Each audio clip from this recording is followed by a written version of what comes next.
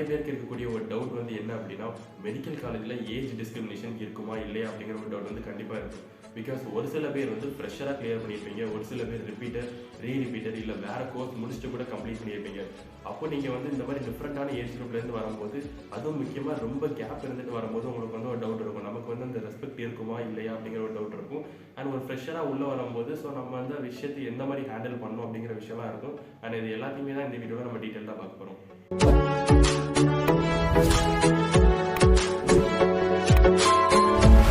So இப்போ medical காலேஜுக்குள்ளே வர்றதுக்கு முன்னாடி எனக்குமே ஒரு சில டவுட் வந்து இருந்துச்சு. என்ன அப்படின்னா, ஸோ இப்போ நிறைய பேர் ஃப்ரெஷர், ரிப்பீட்டர் வேற ஒரு கோர்ஸ் முடிச்சுட்டு கூட வந்திருப்பாங்க.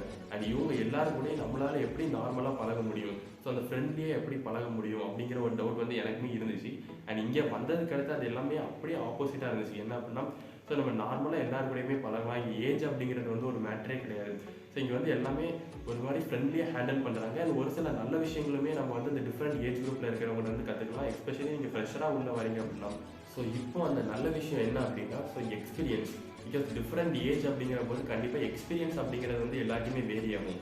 ஸோ அதில் வந்து இப்போ நீங்கள் ஃப்ரெஷராகவோ இல்லை ரிப்பீட்டராகவோ உள்ளே வாரீங்க அப்படின்னா, ஒரு எக்ஸாம்பிளுக்கு வந்து ஒரு சின்ன விஷயம் நடந்திருக்கும், ஒரு சின்ன ப்ராப்ளம் ஏதோ ஒன்று நடந்திருக்கு அப்படின்னா, அந்த ப்ராப்ளமுக்கு நம்ம அதிகமாக ரியாக்ட் பண்ணியிருப்போம். கண்டிப்பாக எல்லாருமே இந்த சுச்சுவேஷன் வந்து கடந்து வந்திருப்போம். ஸோ அதிகமாக நம்ம ரியாக்ட் பண்ணியிருப்போம். அண்ட் ஒரு சில டைம் கழிச்சு அந்த விஷயத்தை நம்ம யோசிச்சு பார்க்கும்போது இதுக்கு வந்து நம்ம இந்த அளவுக்கு ரியாக்ட் பண்ணியிருக்க வேண்டாம் அப்படிங்கிற மாதிரி நமக்கு தோணும். பட் இதே அந்த ஏஜ் குரூப் அதிகமானவங்க, லைக் ஒரு ரிப்பீட்டர் இல்லை அதுக்கு மேலே வேற ஒரு கோர்ஸ் கம்ப்ளீட் பண்ணிட்டு ஒருத்தவங்க வராங்க அப்படின்னா, அவங்களுக்கு நம்மளை கம்பேர் பண்ணும்போது ஓரளவுக்கு எக்ஸ்பீரியன்ஸ் அதிகமாக இருக்கும். ஆனால் அந்த விஷயத்த ரொம்ப சிம்பிளாக அவங்க வந்து ஹேண்டில் பண்ணுவாங்க. இந்த மாதிரி ஒரு சில விஷயத்த வந்து நம்ம அவங்கள்ட்ட கற்றுக்கலாம், ரொம்ப இயர்லியாகவே கற்றுக்கலாம். ஸோ இப்போ வந்து நீங்கள் ரிப்பீட்டர் இல்லை அதுக்கு மேலே ஏஜ் குரூப் ரொம்ப ஒரு லாங் கேப் விட்டு வந்து ஒரு மெடிக்கல் காலேஜுக்குள்ளே ஜாயின் பண்ணுறீங்க அப்படின்னா, ஸோ உங்கள் எல்லாருக்குமே ஒரு டவுட் வந்து இருக்கும். என்ன அப்படின்னா, உங்களோட சீனியர் பேட்சில் உங்களோட ஏஜ் கம்மியாக ஒருத்தவங்க இருக்காங்க, இல்லை ஒரு சில பேர் இருக்காங்க அப்படின்னா, ஸோ அவங்களுக்குலாம் நம்ம ரெஸ்பெக்ட் கொடுக்கணுமா, அதாவது சார் அப்படின்னு கூப்பிடணுமா, இல்லை அவங்க சொல்கிறதெல்லாம் பண்ணணுமா அப்படிங்கிற ஒரு டவுட் வந்து இருக்கும். ஸோ இதுக்கான ரிப்ளை வந்து என்ன அப்படின்னா, இந்த ப்ரொஃபஷனை பொறுத்த வரைக்கும் ஸோ உங்களோட அவங்களுக்கு தான் எக்ஸ்பீரியன்ஸ் அதிகம். ஸோ அதனால் நீங்கள் கண்டிப்பாக அவங்களுக்கான ரெஸ்பெக்ட் வந்து கொடுத்து தான் ஆகணும். ஸோ நீங்கள் இப்போ எந்த அளவுக்கு ரெஸ்பெக்ட் கொடுக்கீங்களோ அந்த அளவுக்கு அவங்க வந்து பின்னாடி சப்போர்ட்டிவாக இருப்பாங்க. அது ஸ்டடீஸாக இருந்தாலும் சரி, ஸ்போர்ட்ஸாக இருந்தாலும் சரி, ஹெல்த் ரிலேட்டடாக இருந்தாலும் சரி, ஸோ எல்லா விதத்துலையுமே அவங்க வந்து பின்னாடி சப்போர்ட்டிவாக இருப்பாங்க.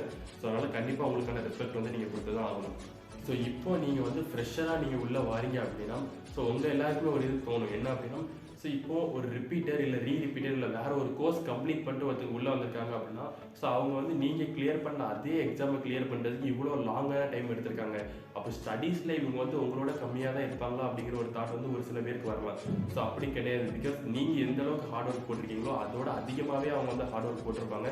அண்ட் அதோட அதிகமான ப்ரெஷர் நிறைய விஷயத்தை தாண்டி தான் அவங்க வந்து இந்த இடத்துக்கு வந்திருப்பாங்க. So success is good at any age. So if something is important to you, உங்கள் லைஃப்பில் இந்த விஷயம் வந்து உங்களுக்கு ரொம்ப இம்பார்ட்டன்ட் அப்படின்னு தோணுதுன்னா, ஸோ அதுக்கு வந்து ஏஜ் அப்படிங்கிறது தடை கிடையாது. என்னதான் நம்மளை சுற்றி இருக்கிறவங்க வந்து இந்த விஷயம் வேண்டாம், உனக்கு ஆல்ரெடி ரொம்ப லேட் ஆயிடுச்சு, இந்த விஷயத்த நீ பண்ணாத அப்படின்னு சொன்னாலும் அதுவும் பிரச்சனை கிடையாது. ஸோ இந்த மாதிரி பல பிரச்சனையை தாண்டி நீங்கள் ஒரு இடத்தை அச்சீவ் பண்ணுறீங்க அப்படின்னா, you will be the top most person watched by others one day. So இதோட இந்த வீடியோ வந்து கம்ப்ளீட் ஆகுது. இந்த வீடியோ உங்களுக்கு பிடிச்சிருந்தா லைக் பண்ணுங்கள், ஷேர் பண்ணுங்கள், கமெண்ட் பண்ணுங்கள். மறக்காம பேஸ் பார்க்க சேனலை சப்ஸ்கிரைப் பண்ணுங்கள். தேங்க்யூ.